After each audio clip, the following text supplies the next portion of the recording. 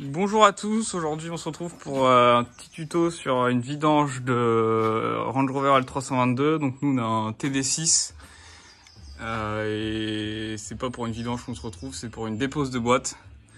Mais on a commencé par vidanger la boîte. Donc pour ça c'est une vis de T40 qui est juste ici. On commence par vidanger la boîte, ensuite on va retirer l'arbre de transmission arrière, donc pas celui-là mais celui qui est juste là. Hop, je vais vous montrer. Tac. Donc celui qui est là, il y a 6 vis. On va retirer tous les pare-chaleurs et je vous reprends ensuite. Donc voilà, on a retiré le pare-chaleur. Donc c'est des petites vis comme ça de 10 qui permet de retirer tout ça. Donc là, j'ai marqué l'arbre de transmission pour le remettre au même endroit. Ensuite, pour retirer la ligne, donc c'est des vis de 10. Et la ligne est en morceaux, donc il faut tout retirer. Et comme ça, on pourra déposer l'arbre de transmission complètement. Donc voilà, la ligne sur le TD6, elle vient en un morceau. Donc c'est quand même un assez gros morceau. Il y a une patte ici. Et ici, il y en a une là, et deux de l'autre côté. Donc maintenant, on peut accéder du coup à l'arbre de transmission. Je vais vous montrer. Donc voilà, là j'ai déjà retiré les vis qui étaient là, le pare-chaleur. Là il y a un autre pare-chaleur. Attendez, hop. Là il y a un autre pare-chaleur que j'ai retiré. Donc maintenant il faut retirer les vis qui sont là, au niveau de l'arbre de transmission. On dépose l'arbre de transmission et ensuite on verra pour la suite. Donc voilà, on a retiré l'arbre de transmission, il est là. Donc là-bas il y a 6 vis de 16. Ensuite il y a un palier donc ici à démonter avec les deux vis qui sont là. Donc ensuite l'arbre est tombé. Maintenant j'ai retiré le pare-chaleur qui était là. Maintenant on va s'occuper de cet arbre de transmission. Il faut juste le décoller, on peut pas le retirer. On va juste le dévisser. 3 vis soit côté boîte soit côté arbre de transmission. Et maintenant on va retirer, hop, attendez, je vous montre les durites du refroidisseur qui sont ici là. Ces deux durites là, hop, et ensuite on fera la suite après.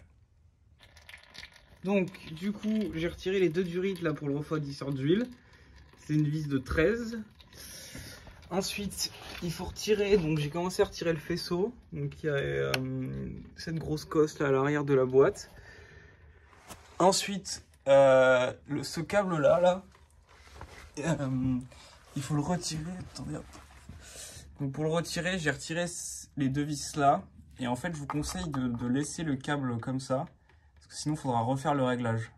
Et comme ça, on a juste à dévisser la vis du haut là, qui tient cette barre en métal. Et c'est plus simple. Donc ensuite, il y avait une prise aussi qui était par là, il me semble, voilà, juste là. Et donc maintenant, il faut s'attaquer donc à toutes les vis du tour de boîte. Cette partie là. Et voilà, je vous montrerai tout ça. Donc ensuite, avant de faire le tour de boîte, il faut retirer les vis du convertisseur de couple. Donc vous voyez, il y a une petite trappe ici là, avec un cache en caoutchouc. Donc il faut retirer ce cache et il y a 3 vis à dévisser. Et donc pour ça, en fait, on fait tourner le moteur. Attendez, je vais vous montrer au niveau du. On fait tourner le moteur au niveau de la poulie damper. Donc c'est juste ici, il y a un cache à retirer et on y a accès par là, on voit pas très bien. Donc on y a accès, c'est du torque semelle de 12 et on peut tourner le moteur pour pouvoir faire tourner donc le volant moteur et accéder aux vis qui tiennent le convertisseur de couple. Et ensuite, une fois cette étape faite, il faut faire le démarreur, le tour de boîte, le faisceau, donc c'est bon, là il y a les deux prises, on les voit pendre, il y a les deux prises à retirer. Et on est prêt à retirer la boîte après avoir dévissé les dernières vis.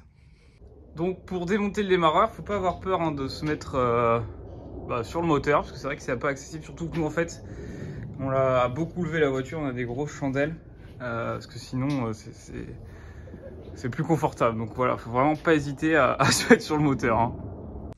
Donc ça y est, donc on a retiré, là il y avait 6 vis qui tenaient donc cette grosse pièce en métal là qui était le support. Donc il y avait 6 vis ici et de l'autre côté, plus la vis qui se prend là, une longue vis en 18.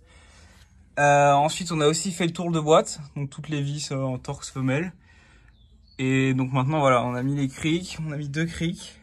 Et on va pouvoir commencer à retirer la boîte. Et ça va pas être facile. Donc là, on est en train de descendre la boîte. Donc on a mis 3 crics, c'est pas facile à faire. Il faudrait, vous savez, les planches sur cric là.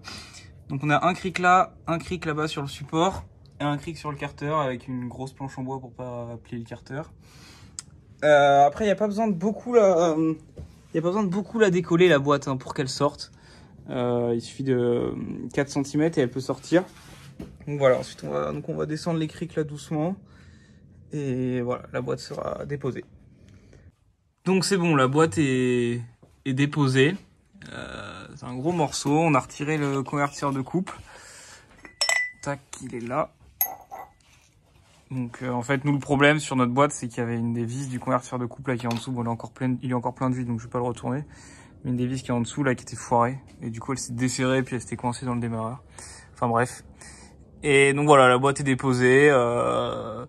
Et pour la remonter, c'est globalement la même chose. C'est un petit peu plus compliqué parce que nous, on n'a pas En fait, l'idéal, c'est d'avoir une table élévatrice. Et nous, on a juste fait avec 3 crics. Ça se fait aussi. Et voilà. Et si vous avez des questions, n'hésitez pas. Je répondrai dans les commentaires. Voilà. Bon courage!